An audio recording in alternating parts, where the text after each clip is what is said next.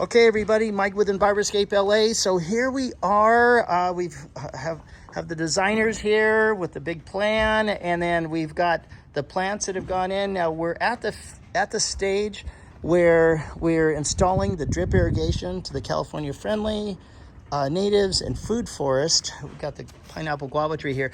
Now a question came up this morning. One of the contractors working here. What is inside this little top here? And I'm going to pull this up. That right there, that's called an air relief valve.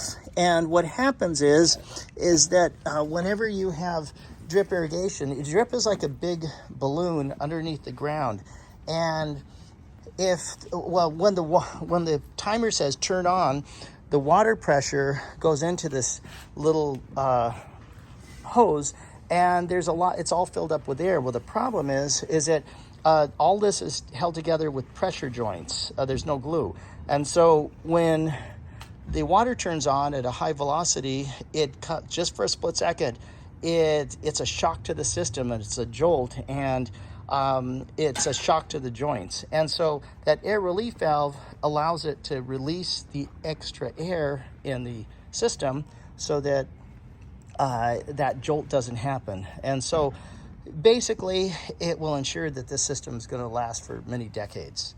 So I'm never going to have to worry about the drip irrigation falling apart with that. And while we're talking about this, we also, I should mention, at the end of each line, we leave a clean out so that it can get cleaned out.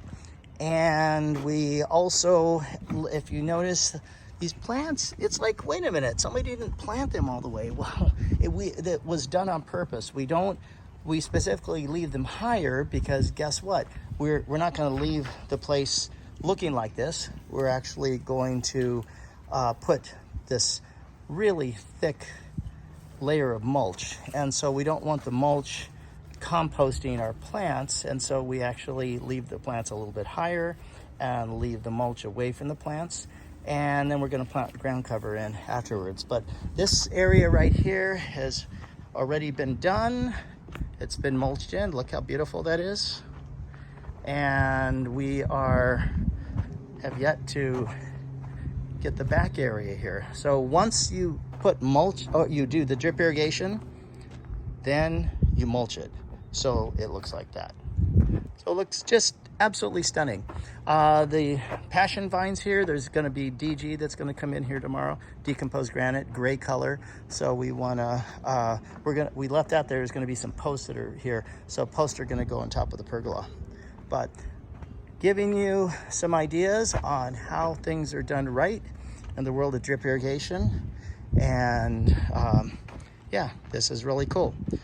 Okay, Jules, thanks for joining us. Thanks. Take care.